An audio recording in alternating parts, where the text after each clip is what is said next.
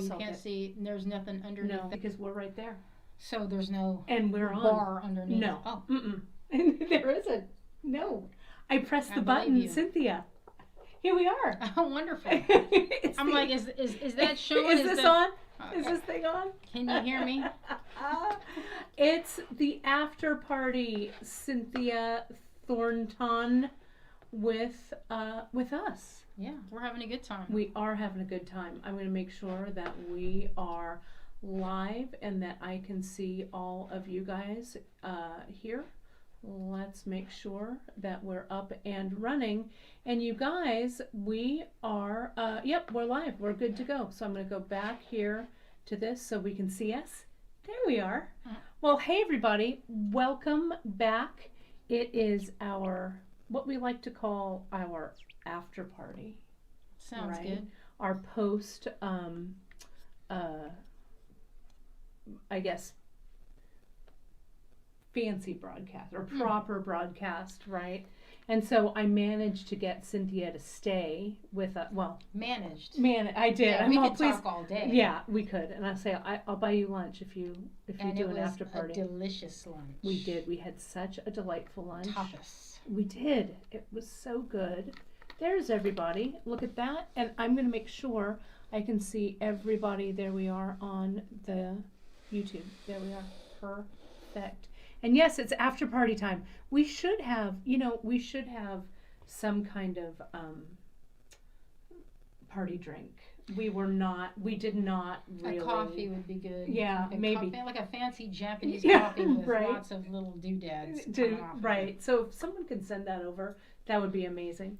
But we are going to, so I'm going to go over to this slide right here. And today, so this is the Beadshop live after party. It's the creative explosion with Kate and Cynthia. And right over here to the right hand side of your screen, you can see Cynthia has brought, first Cynthia, you've got to talk about those charming little palettes and stuff. Well, you know, I've been doing watercolor and sketching for a long time. Yeah. And I'm always looking for the most portable, functional way to carry my stuff. I'm going to flash on over so you guys can see it. And so this is how you travel and draw and stuff, yes. Right? So this is a locket. I got this from Jess. She bought these from, they're probably antique. I don't know where they're from. Aren't they cool? But they're used to put photos in. So what I've done is I've put a little bit of polymer clay in the bottom and then made little divots and then baked it. Then used kind of a water-based enamel so that it would be waterproof when you go in and add your colors. That's so clever. So if you guys found like a little locket or a little, or even you could use like a credit card case or whatever you have, or something. Like, right? Old perfume solid cases work really well, like from Avon. Yeah, you know? Remember those? Yeah. Yes. And so that white, but hold it up again so people can really see. Hold it up close to the camera. That white that you did, that's just polymer clay. Well, I coated it too. It's polymer clay coated with Tester's enamel. White enamel.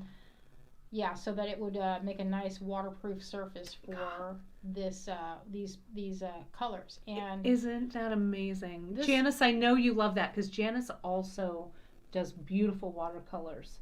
And JP, we have to make you something like that, the tiniest watercolor. Well, I made it so that I could put it on a necklace, so if I'm traveling, I could have it just around my neck. I love it. So from these 6 colors that I have here, they are pretty much the essentials that you can make almost any color. Probably not black, but you could probably get a close dark. And so those are just regular, like these are. I'll have to say I know nothing about paints, honestly. Well, watercolor is, I would think, like the closest to like pure color that you can get.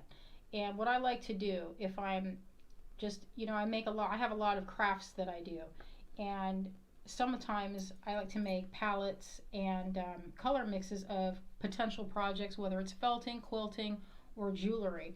So when I'm working, that way I have a pretty good idea of what I want to do. Now, so let me ask you one more thing real quick about those paints. That one that looks like that Altoid tin, did you make that too? This one? Yeah. Yes, this is also the same idea as this, but it's built up with just deeper walls of polymer clay, and then it's also sprayed with, this one I sprayed with a kind of a spray paint that's for multiple surfaces, so you can get, so the paint will just come off when it's ready, and you can just rinse it out when the paint's gone. Isn't that cool? So you make your own, so you don't have to go out and buy one, or you can just use an just Altoid tin. Altoid tin, that's so clever. Yeah, so here I'm going to show you. Tell us, first of all, what do you do? What is that? This is, I'm making a little color wheel. I'm going to show. But what are you making it? I don't think that, I've seen you work with this brush. So. Oh, this is a water brush. So yeah. I'm using it right now. You can squeeze it, but I wanted to have really super clean mixes, so I'm getting a little dab of water. But you actually put water in the brush? Yes, if I need to. But so I'm just dipping from here. So gosh. So what clever. I like to do is make this little color wheel. I usually have what's called a color computer, but I forgot to bring it. And so I thought I'd like make one. A little color wheel. All it is a color wheel. And so we're going to talk about today in this after party, we're going to talk a little bit about Cynthia's take on color and a little bit how we would translate that color into beads. And so what Cynthia is doing right now is, you can see she's using that water brush, which is so clever, and just those 6 little colors, right, Cyn? Mm-hmm. So you don't really need to have a bunch of colors to make, new, fresh colors. And it's kind of fun to, it's a limited palette, but really it's almost limitless. One of the things we were going to talk about that I hear are people get confused with color and say, the way you put together beads and your color choices always feel so, like, they always seem so good. And I'm like, well, thanks, but really it's just standard color theory. And while that might seem kind of intimidating, like people are like, oh, well, I didn't really study that. It's intimidating to me. I've never taken a color class. Well, you know what? I did take color theory classes, and to be honest, I didn't do that great. I can't believe it. No. I had to retake one because I could not understand. Like, we had all these complicated charts that we had to do and paint them in gouache, and it was the Munsell color system. And we had to use Pantone color chips to try and recreate colors and mixes and things.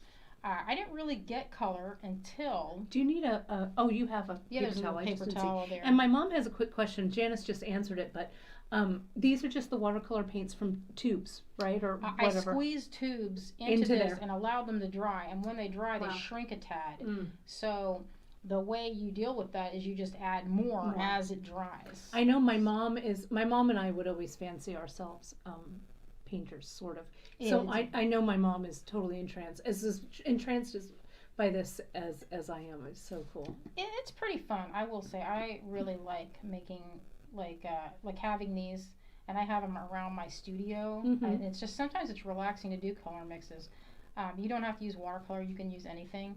But the main thing that you're learning from a color wheel is how to mix your blends in through crafts. So I also knit, and sometimes you'll hear people say, oh, all you have to do is throw in that weird random color, and it'll just throw the spice in. To me, I feel like that's totally what I say. I feel like yes, you can, but sometimes what that is you're intuitively reaching for, you're looking for the perfect color, and if you kind of have a background, if you kind of have a little bit of knowledge, then you don't have to just throw in that color. You will know what color to put in. Because you're tapping into your intuitive color sense. Anyway. Right. I mean, naturally, there's some mixes that you're like, how could anyone put together that hideous, disgusting color blend that looks like, something my cat coughed up. Right. Or as Mary likes to say, who we just had lunch with, it looks like the dog's breakfast. Exactly. And then you can avoid that by making things that are harmonious with just a little bit of knowledge of how color works. And so look, you guys, Cynthia drew out, because we'd been talking about the spindle beads. I'm going to put my little hand right in there. And so she decided just off the cuff, I'm going to make this color wheel look like the spindle beads. Well, I'm kind of in love with them. Yeah. So I will say, it kind of looks like orange slices or like an eye shape. I'm kind of bewitched by an eye shape. Yeah. So just basic. So you'll hear people say complementary colors, and they'll say primary colors and all that stuff. What that's really getting down to is there are three basic colors: red and yellow and blue. You can't make any of those colors. Those are your core colors. And if you have two of them across, that will give you a good harmonious blend. Let's demonstrate that. So across the color wheel, you have like a red and green. So look at these together. Let me get that stronger blue.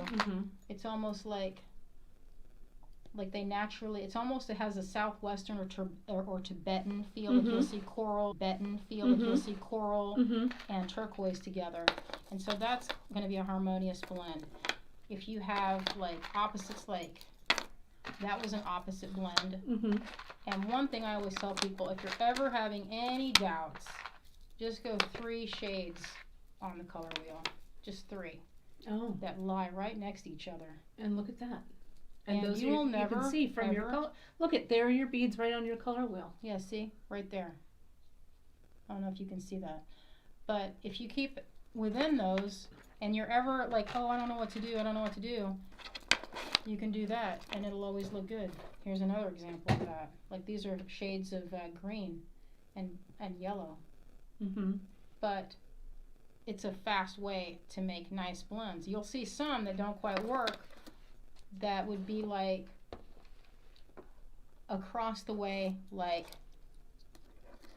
this is okay, but it doesn't have the same pop that say it doesn't. It's not as soothing visually to me. Like this, I feel like it's across the color. You have a blue and an orange, but it's not quite as, or like this, I feel like, to me, doesn't quite, it doesn't work as well as, say,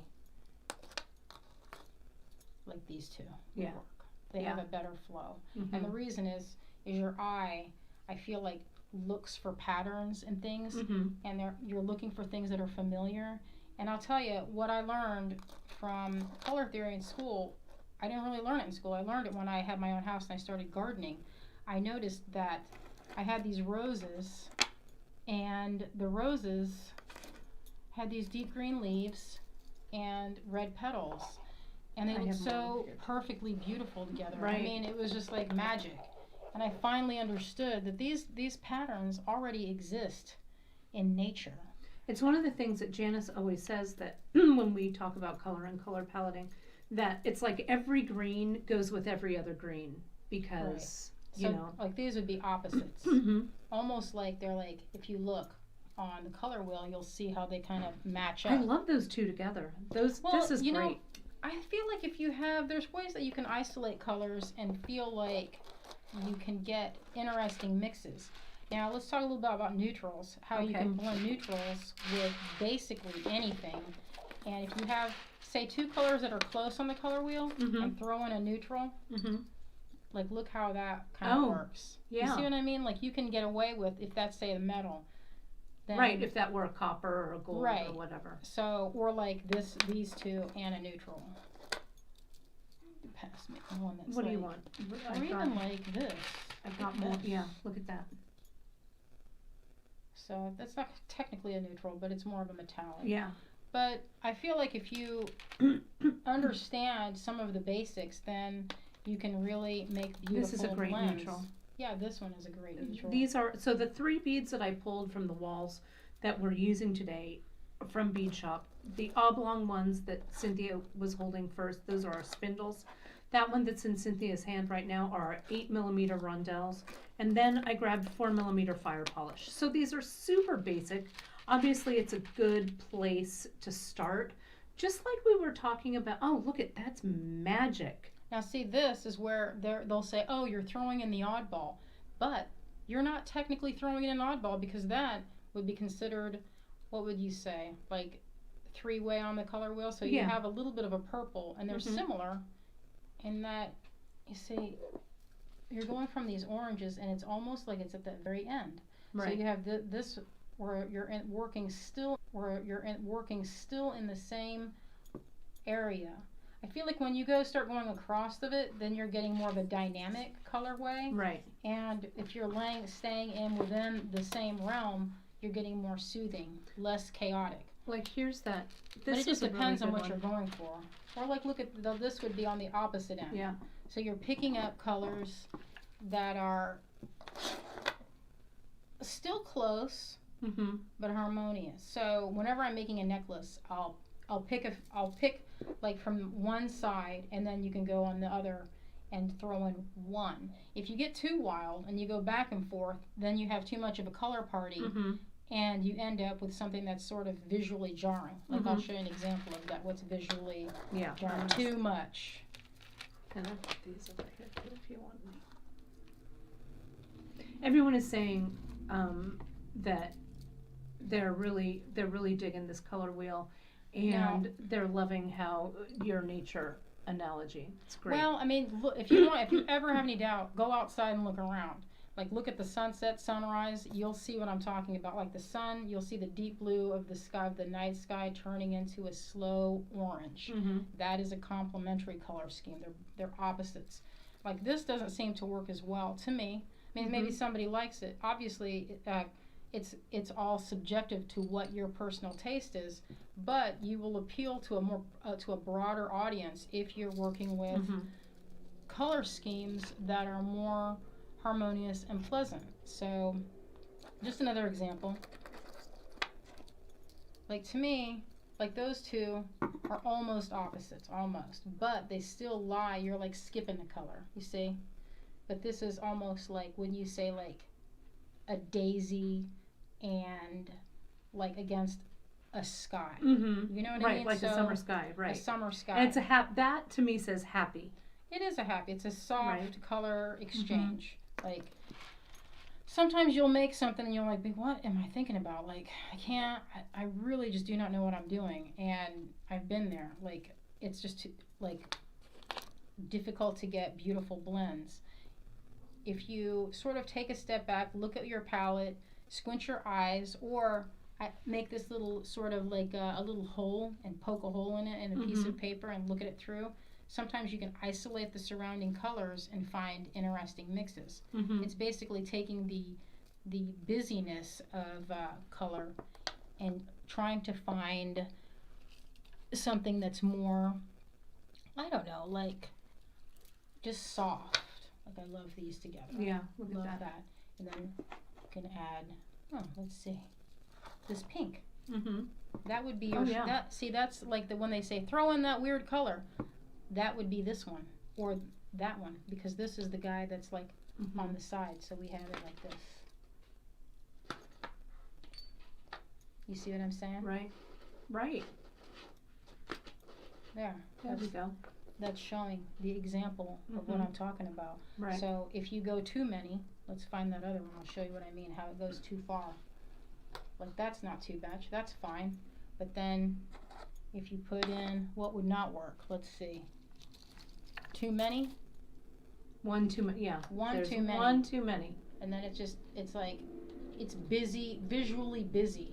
And your beads get kind of lost in that. I mean, you can take any of them away, but see how it works better. Like those two together, they're almost opposite, but they seem to work, I feel like.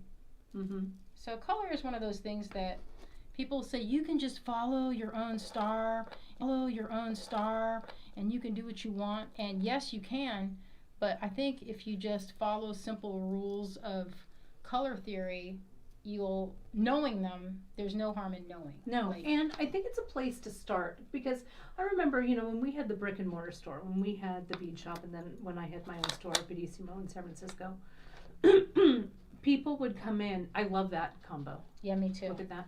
People would come in and they would say, I want to make something, but I have no idea what to do or where to start. Yeah, I mean, that's the thing, is that I really love that, Sin. Yeah, I do too. I know. Let's make something with that. Yeah, right. Let's do it. We'll put this one aside. Yeah. Yeah, I know. It's fun. These are so beautiful. They're like little windows. Yeah. Like I was looking at that and I was like, man, like that one falls just in there. Yeah. And I would put in more of that pink. But I just like that combination, like where's a small pink? Here's that purple again. I also have, this is kind of a weird one. This is what we call polychrome copper rose. Now look how this one looks with that. So this would technically be on this. It would almost be a complementary. You see, it's almost across. Right. But I feel like that works, and a lot of it, is intuition of what you like. You're drawn to. Like some people really like super bold, Saturated. Yeah. and even that kind of works. You know what I mean? Yeah. So a lot of times you just have to step back, look at it, and if you really don't know what you're doing, go outside. Yeah. And in the my mom mentioned in one of the comments, and we've done it at our bead retreat, where you go outside, and I know you take a lot of photos. We've been I do take a ton of photos. The coast, when we go to Montero, over on the coast of the California coast, there's a lot of tide pools there, and I know that you take a lot of inspiration from kind of like this crazy sea life tide pool. Right. Well, there's a lot to see. Like you can get I would think that when I think of that, to me, it's almost like this color mixing with, that's like a barnacle of that, or not barnacle, it's like a tentacle. And then you get a little bit of purple going in, like the body of it going into that purpley color to a strange green.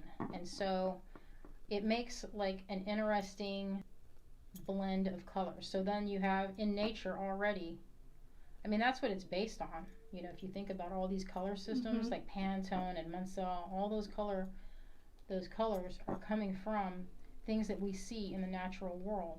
So if you're in doubt, you can just take a moment, step outside, look at your plants if you have any, or like I like to do, get on Instagram.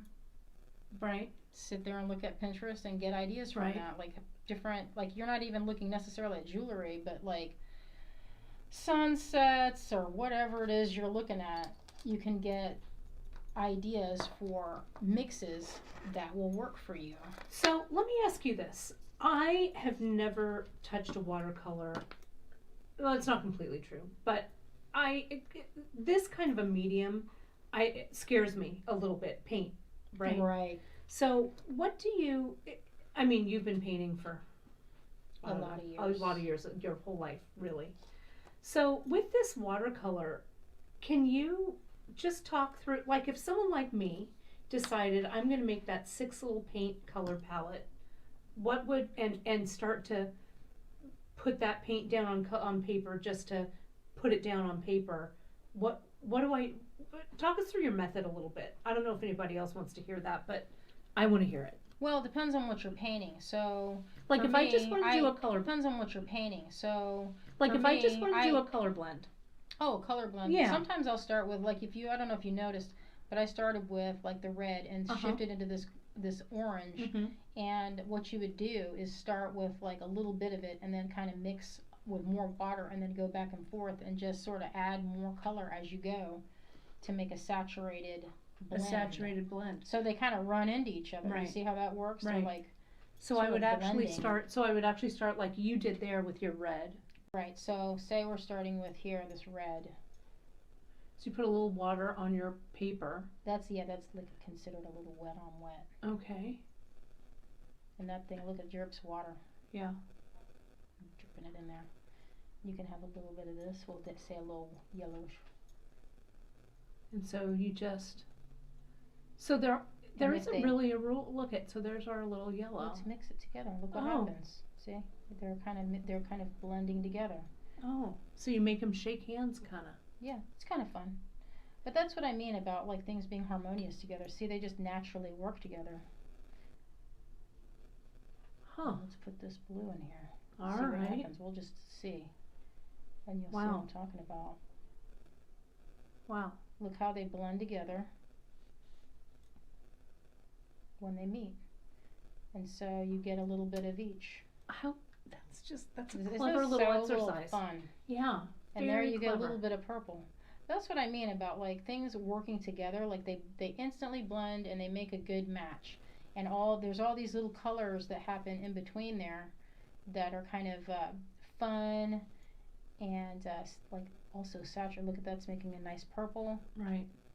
You get a lot of variation. But that's like your basic. If you understand just this, right, then you're that much closer to making really beautiful mixes, whether it's in like quilting or knitting. So then, if you do have that, you know exactly what you're doing when you throw that surprise color. Mm-hmm. It's not a surprise because you know what you're doing. Because you know what you're doing. I really love that. Now, how do you feel? Where do you feel like translucent versus opaque versus? As far as mixing, like I love to mix color with where does beads. that come? Mm-hmm.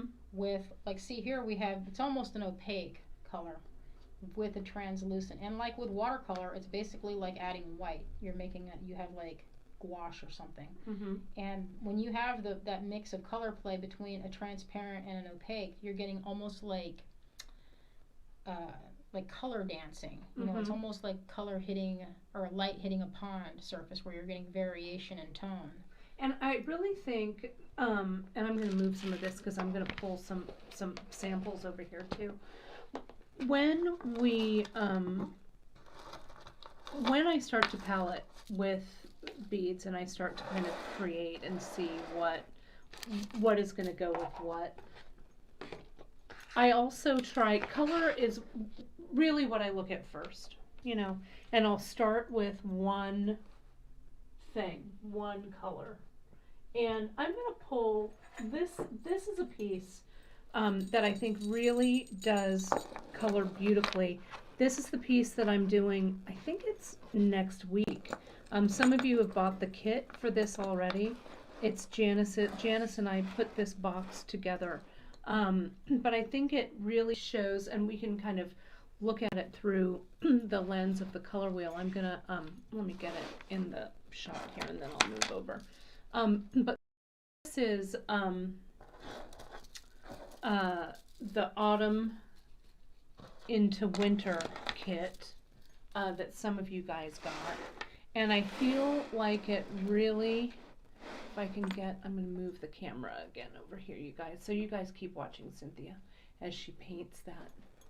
Well, you can see it just like when colors are working together, they can flow and blend into each other, right, and make nice mixes. Not to say that you can't use things that work across the wheel, right, that works too. Right.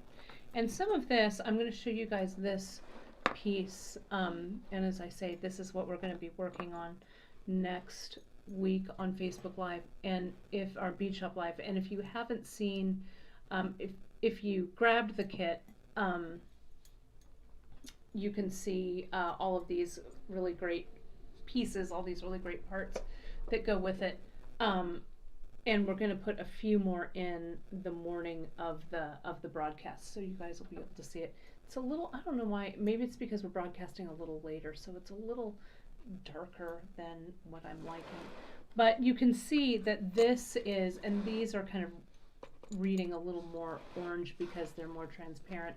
But you can see if we compare this, like pull your color wheel over here, Sin, just a little bit, and let's see. Janice strung this, and we kind of pulled these colors. And you know, when Janice and I do these, we do them from across the country. But so this has some of that green, and then it does shade kind of all the way over to some of those reds. Yeah, so it works. I feel like that does, it's a successful mix, and it's harmonious.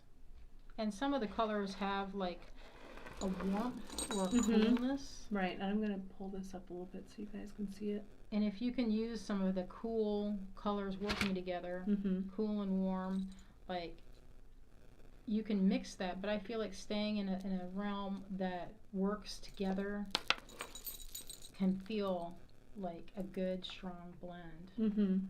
And so a lot of these, are kind of tones that kind of flow into. They're muted. They'd be considered a muted palette, but it's a very, like, even a grade palette is still, you know, one of those that, like that bracelet that Emily made that has these guys here. Yes, these are Emily. perfect. These are Emily's pieces that she, and the project is the ombre. This is the peyote stitch, the ombre peyote stitch, and I agree. I love what she did here. These variants. And you can see, look in here, like how that goes with this one. I dropped one. Works in that palette. So this is, you can't really see because it's a little dark in here, but it's almost a true like it seems dark. Doesn't it seem a little bit dark? Yeah, So I'm it's gonna more actually try red to put the. than it's showing. It's showing on put the on the light down a screen little as a more maroon, but that color flow just has a beautiful.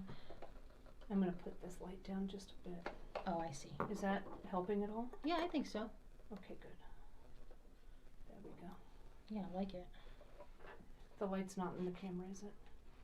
Good. A little edge of it. Okay, I'll Tiny fix edge. it. There we go. Ta-da! There we go. I think that's a little bit better. I'll fix the camera a little bit. Here we go. I'll actually bring that. Bear with us here. That I just want to get that lighting. There we go. I think that's okay. Yeah, that works. A little bit better. A little bit, anyway. But I think seed beads are a great thing to blend. I love blending seed beads. Right? If it's kind of, and this is kind of what we do when we play around with the monthly mixes as well. We try and kind of play around with the different, colors and use our photos as inspiration to try and make those blends. I love this one. To me, is super successful. This one, it's kind of hard to see it, but there's that pink, that rose kind of pink that's in there. Mm-hmm. And even just going from that tone on tone. So it goes from, it's right here. That's why it's so successful, is it has a natural flow that you would see in nature. Mm-hmm. I noticed a comment was saying that the purple and orange, that is considered in art school, if you were to put purple and orange together, like a teacher would like throw a flaming ball of paper at you, because it's considered, like, they're always like, don't make a purple and orange. I mean, those two separately are beautiful, but together they make what's considered a clash of colors. So it's kind of, this is not a true purple, but yeah, it's not really a purple. Here, I've got this. Yeah, it's kind of a gray purple. Got this. But see those two together, kind of, I don't know. That's why you're like, people be like, I don't know about that. What I think, though, that Emily did. Yeah, so look at with that purple. Right. And there's other things. What I call this building the bridge. So this is kind of orange, this rondelle here. And of course we've got our amethyst here. And building the bridge between that orange and that amethyst to kind of make everything work, right? So if our orange is over here and our purple is over here, you can see Emily grabbed some red tones, right? So she's grabbing it from these two and mixing that. Right. That's like a tertiary mix, because you're mixing right. those. It doesn't matter what it's called. It's just that she's working from basically making a complementary, and it's also a softened yellow. It's more of a yellow that's actually a complement, because it's not as orange. It's more of a warm gold. So in answer to that, it is super hard to make purple and orange, or say like green and orange can sometimes feel kind of not awesome together. But it really, there's no hard and fast rules, because say you have a tone that works together, then it works. So I pulled, this one's wrong, but I pulled these kind of purple and orange just beads just right in front of me. This is more of a true orange, but these purples, like you're saying, Cynthia, they're more of a tone and not a true. See how they're also picking up, they have a coating also they're a warm purple and not a total cold, like a cool purple. So that's one you can kind of you can bridge it to work by picking and choosing colors that work together on the color wheel. I'm gonna grab this and see. Yeah, that's pretty. That might work. But this I don't mind that at all. At the end of the day, it's really what you like and what you're drawn to. So if you want to make it, like pumpkin, then that's good. That's not too bad for a. Yeah. Yeah, I feel like it does work, because once you're bridging that gap between them and making our harmonious blend. No, I like it. I like it. Emily just popped on and said hello. Hi, Emily. Hello to Loving you. these bracelets you made. Yeah. They're beautiful. They're so beautiful. So would you, one other thing, and I'm going to kind of put you on the spot here. Let's just say that your next step, do you go right into beads, or do sometimes you sketch out a shape? Sometimes I will say I do like to do a shape, and I'll show you. Will you show us like what the next, like, because I am not a jewelry drawer. Well, you don't have to draw necessarily the piece, but say you're making a piece. I'll try to get this where you can see it. Sometimes I'll say, am I going to go, I'll know immediately what I'm feeling. And so sometimes it'll be like this. I'm going to pull you up just a hair. Do you want to go back to the side camera? I think it's a little brighter over there, maybe. And so or are you okay there? And so when I'm designing, I'll make a shape. It might not be what I'm going to do, but see, I know that I'm going to try and balance these tiny beads with and I'm big. Move you over just a little bit here. With these big ones. So you don't necessarily have to know exactly what you're going to do, but having a kind of, I'll start with like a kind of a basic shape. And am I going to use spikes? And this can help if you're doing asymmetrical especially, because sometimes that can be kind of tricky, and getting the balance of how you want that to look. So I love using a dagger, and so if your neck is here, planning how you're going to balance that out. So it's what this is you're making visual weight. So what that means is it's not physical weight, it's visual weight. So when you're wearing it, you want something to counterbalance. Like this is busy, and so these have like a bigger shape, but they will read as, when you have a bunch of these, say I would balance it with, say, either something that sticks out like that. So you don't have actual weight, but it's called visual weight. So I would put pops of color in there that bring up that side. So say we're going to make that, and we make it with do you want to move it over there, and I'll move the camera? So, because it's a little brighter over there for you. Let me go to that one, and I'll take those beads out of your way. So what colors do you think we should try to work with? So say that those are, I don't know, we really liked kind of this green. Random palette, right? Right, so say that we're going to work with that green. I don't know. So here we have, bring that down over here. Can you see that? Is that a little bit brighter? Yeah. So we have this greenish color, and we want to use a kind of a pink.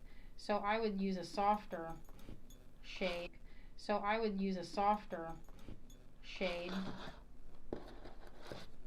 And figure out, like, I don't always do this for my pieces. Obviously, if I don't have the beads, then you're basically wasting your own time because you don't even have them. So it's good to kind of just work with what you have. But you can make a plan, because you never know. You might see something online. So, and then you can just buy it when you have a plan of action. So sometimes when I'm talking about the visual weight,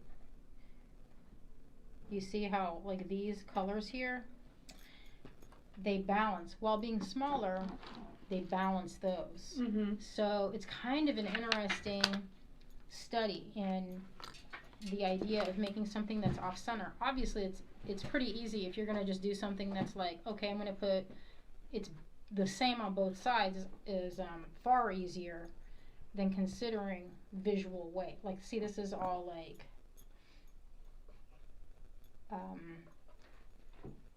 the same, almost like it's completely even. So what you would do is like that. I'm going to take this down a little bit too. You just keep going. Yeah, so basically you're making something that's, I think it's an easier color mix to get. I feel like it's easier, like most people start off making things that are symmetrical, and it's easier to do that first. It's harder to make things that are asymmetrical, because you have to train your mind to think of things as having visual weight. So like this would work because you have it like it's going to be asymmetrical. And I do this with like those stick pearls, or I make little components. Right, or you could do little wire wrap Yeah, little wire wrap dangles or whatever. And so when you're working, you can hold it up. But if you're not, say you don't want to, like, say you're making something that's gonna be a pain in the ass to completely take it apart and redo, you can sketch it out like very quickly and try and make it in just like marker or something, so you can see how it's gonna basically look. This doesn't always work. Say you make too many on one side, you can add with jump rings, and you can add little pops of color. So a bright pop of color will add the visual weight. So this side seems, you know what I mean? So like on this side. Right, I do know what you're saying. This is a stronger thing, and then once you put, it's bigger, visually larger. Adding this is brighter, and it draws the eye to it. So it's the same as. Right, even though it's Even though it's smaller, it's brighter, so it will equal that. You just have a few more of them. So it's color theory, but you're talking about concepts that will make your piece stand out and have a more like harmonious blend. And then plus you can use more, like, you're expanding your color vocabulary, you know, and your pieces will be more successful, and then you'll sell more or whatever. Yeah. Well, and more people will want it. Yeah. And I think also this is really an important part of finding your voice as well. We talked a little bit about at the bead retreat. Janice did a great keynote speech about it, and about, you know, your journey and finding your voice and making your jewelry uniquely you. And I think that, you know, you're just laying down some little sketches.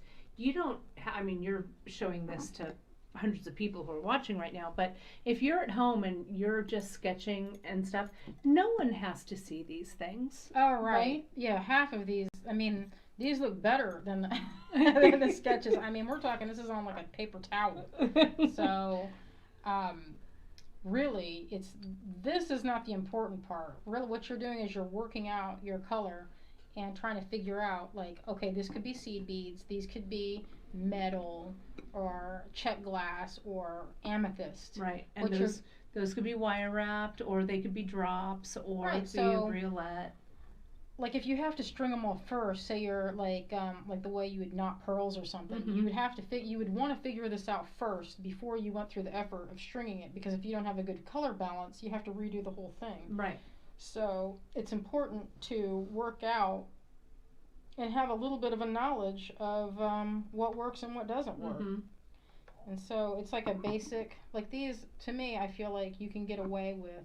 There's certain things that I love using, like labradorite is like a good gray that works as like the best bridge ever. Yeah, I agree. Or like smoky quartz that works the same way, but a little warmer.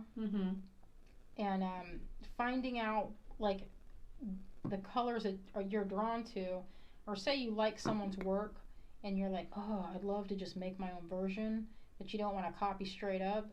You can make your own by trying to figure out what element about that piece that you like, taking the element and putting it through your own voice. Like using that as your springboard. Yeah. That's the thing, is like you don't want to, like even if you did try, a lot of times when you try to copy something, it's you'll never get it. You don't get it, but it also just doesn't feel as I don't know, it just doesn't feel as good as when it comes you're making from something that you particularly enjoy. And so, I mean, you can like someone's technique, you could take that and mix it with another technique. So, really, like all those, it's like a side by side, like right next to each other on the color wheel. So you can see that's why those seem to work, and why you don't have it. Yeah, that's basically like that kind of. Yeah. I really like, I mean, this is so simple. You're not getting all wound up. Well, I mean, that's the thing, is that you don't have to know a lot about it. You can just have, if you have a color wheel and you can look at it, you can, that's your springboard. And I usually do that. So it's like, when in doubt, I'll just do those three and I'll know they'll work. This is a piece I'm going to put out on the table. This is a piece, and I'll switch, try and focus the camera a little bit first. This is a piece that I made a bazillion years go. And I think it's a fun way if you have trouble doing asymmetry, number one, and color blending. So you can see that this, one of the things that I do just naturally if I don't know what to do, I'll color block. So, and these, it goes from that yellow to orange, then to green, and then to these browns. And visually, whenever I wear this necklace or when I put this necklace out in class, people love it. And I think, and you can see, I'll get it up kind of closer. They're just a bunch of random, whoops, let me go this way. There we go. Nope, sorry. They're just a bunch of random beads that are strung together. But like I've color groupings that work. And I've thrown in some seed beads, you know, and again, we talked about it in the last show how I store my beads. I store them by color. I don't store them by type. So I will throw in glass. These are vintage glass. These are from my collection from 30 years of collecting beads. But glass and pearl and semi-precious, and there's probably a plastic bead or two in here too. But just don't worry about it. Just mix those. And if you have little orphans, you know, beads, ones or twos that you don't know what to do with, start making these color mix jars. I have them in little drawers, actually. And then you can kind of just take them out and they already go together because they're in a color grouping. Yeah, that's beautiful. Looks good. You have wood in there. Wood, yeah, a little wood. And I don't even really love wood beads, but they look great in there. Some vintage German glass. Those are old. Old. Like that big bicone. Right, that big Swarovski. That's an old Swarovski bicone. And it works. You would not think if you were to hold them up side by side, but the way you blended it, see, even your greens are still warm. Right. That's right. So there's flecks of browns in there to make that a little more, like, the blend goes together. And so Cindy's asking me, do you mix all the sizes together? I do. I really, and we'll do a show on that sometime. And I think I did a show a while back from my old studio where I showed my bead mixes. But I really do, and I take it to the extreme. I will throw those orphan beads in. I'll throw, you know, whatever, and it'll all be shape, size, material. All of it comes in together. Yeah, that's a very successful one. Yeah, that's not too bad. Emily is saying, I think it was Emily who just said, Emily is her, ombre is her go-to. I am in agreement. Yeah, and so this is, let's show this one more time now that you're on. These are Emily's, her ombre peyote stitch. And I just think that progression of color, you can't go wrong, for sure. It looks great. You were noticing this one, Cynthia, and I have to say I pulled these off the wall so I can look up what this one was. This is a piece that Janice made. And Janice, I know you're watching, so you'll probably type it in faster than I can find it on the website. But what you remarked, Cynthia, were those pops of that yellow in there. Yeah, so look how, like, there's little bits of it here and there. So it's bringing together this warm brown, and in some of these you can kind of, if you look close, there are a little bit of like almost a mix between turquoise and that kind of goldenrod mustard, and that same color is in throughout here. This is also an example of good when you're talking about visual weight. Right, and this is our Setting the Mood project, and this one's called Blue Moon, and you can just put Blue Moon in the search box over on beadshop.com and find it. So see how you have these small, so this is like the weight, the physical weight is different, but look how, like, this is a thicker area right here, and then you have these small dingle dangles that add the visual weight, and then you have this for 3, and then a balance of larger pieces. So while a person might say, well, you know, I hear all the time people are like, asymmetry is super hard for me to get right because it doesn't hang properly. That's when you want to, like, practice with well, with visual weight, they'll adding more of these would add like physical weight as well. So you want to practice making, like, using a balance of shaped stones and beads so that it works together and also lays properly, because you don't, I mean, something might be asymmetrical, but if it doesn't lay right on the figure, then it doesn't really matter because it's not going to look good. Yeah, and so this was that blue moon. This is something else I think that really,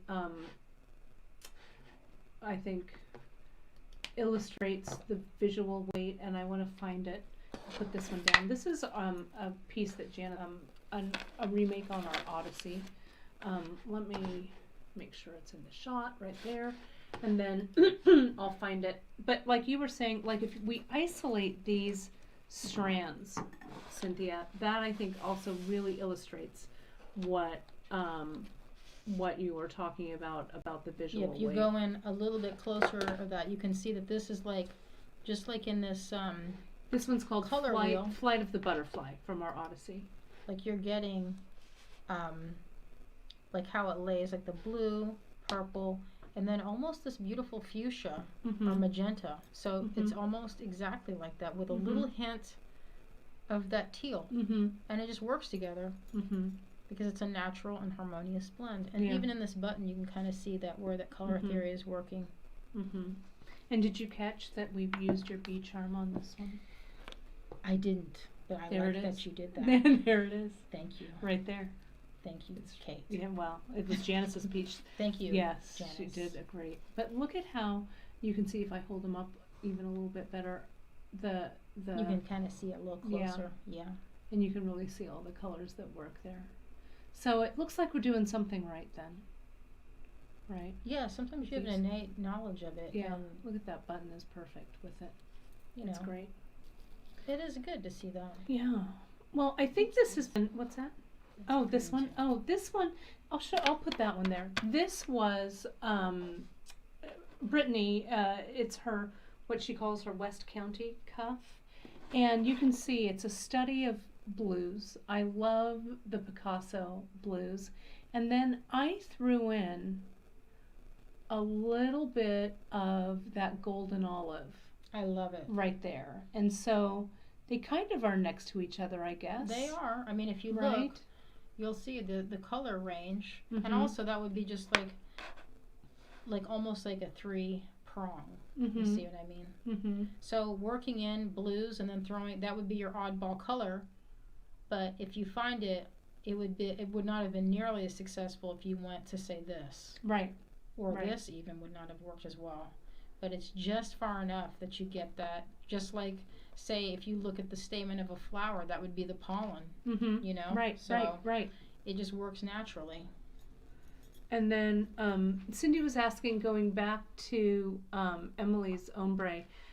Cindy, if you look, let me get the actual name. If you go into projects and you go under actually learning and scroll down to Seed Bead School, I think it's there. It is, I will tell you, it's under peyote stitch, and you'll click on it and you'll see the evening ombre, sunrise ombre, early morning ombre, and golden ombre, and they're laid out.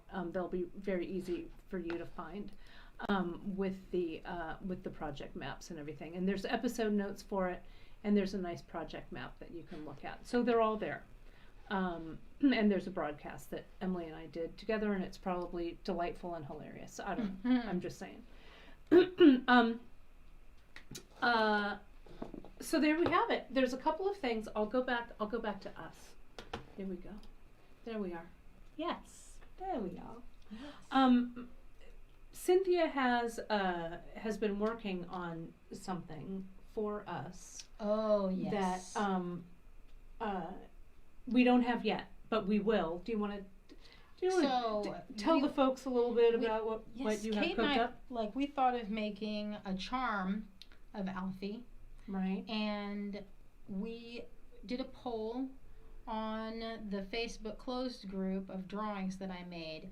And what I did was I counted up all the comments. Oh, I love it. And I decided I looked at all of them and then said, because some of them were pretty close. And I tried to do a kind of a blend of Of the everybody's favorites. favorites. Oh, that's so great. And it came out rather well. I mean, the only thing is that Greg had been at a bunch of different shows for the last month, and well, you guys have been busy. It's a busy time of year. You guys have been busy. It's a busy time of year it's for a you busy guys. time with bead shows, and so he was working on it, and hopefully I can have it, like maybe next week we can have him finished. But what I wanted to do is do like a finish on them in a color.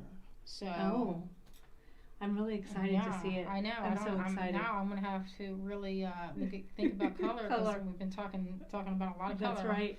So we'll have that Alfie charm. So stay tuned to our newsletter and to the front page.